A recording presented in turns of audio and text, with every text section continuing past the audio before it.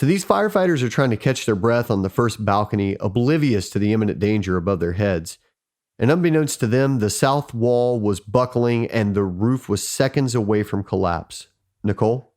So Stanley had heard that there was better pictures outside, so he had left the balcony where he had been with those firefighters, and he went outside. He turned to go back in, and just before he could actually, according to him, reload his camera, the roof came crashing down where he had just been. And he yelled to his assistant at the time, "My God, there are firemen under there. This is awful." And so all of a sudden they realized that basically this whole huge roof came crashing down, and where they had 13, 15 men sitting kind of rehabbing for a few minutes, now they were trying to find them. Yeah, I'm going to quote your book here real quick, Nicole. The south wall buckled, and the roof above it crashed to the ground. A bloody fireman emerged from the stage door and yelled, "There's about 20 of them trapped in there." You know, it really makes you appreciate the proper staging of rehab, situational awareness, and communications between inside and outside divisions. Chief, why do you think the roof gave way? Well, you got to realize that when you go into a theater of that size, there are no supporting columns from sidewall to sidewall. It's a wide open view. So in order to support the roof, it requires a superstructure to hold that roof up. And that was a steel truss, a series of steel trusses that extended from the north wall to the south wall. Those trusses were, I would estimate, 5 to 6 feet wide from the top cord to the bottom cord. And those trusses sat in a pocket in the brick wall. So when they built the wall, they made a pocket for the steel to sit into. It would appear that when the fire was burning undetected above the ceiling and below the roof, that steel structure was being heated.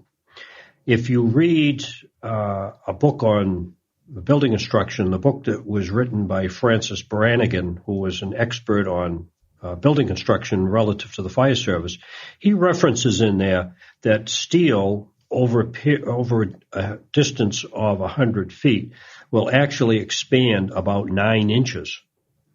So if this steel was being heated in a confined spaces in this cockloft area, that steel being heated, using his reference, you would have to presume that steel was elongating. It was stretching from side to side.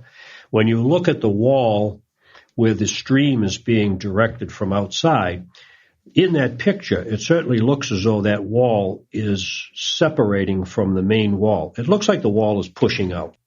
So if you look at that wall that looks like it's being pushed out, and you consider the fact that steel, when it's heated, will expand, it will elongate, it would appear that the steel pushed part of the wall out, the steel disengaged from the pocket that it was sitting in, and the steel fell.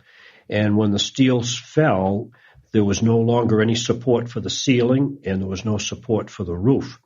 There was some talk that the ceiling let go before the roof, but whether it came down together as a unit or 2 separate collapses, the end result was when the ceiling and roof structure collapsed, all of the weight of the roof and that ceiling and the steel all came down on top of the firefighters that were in the seats.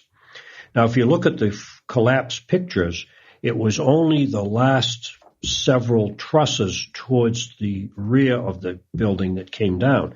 The front part, which was over the stage and the orchestra pit, all stayed intact. So the reports that the fire was in the cellar, it was traveling the back and the southwest corner wall, puts the fire right in the area that we see from outside where they're directing that hose stream. And knowing that, I think it can reasonably presume that the fire was heating that steel, the steel expanded, the steel came out of the pocket on the wall, and the steel fell. When you look at the aftermath of the pictures, that massive steel truss is radically twisted, and that obviously was from a lot of heat.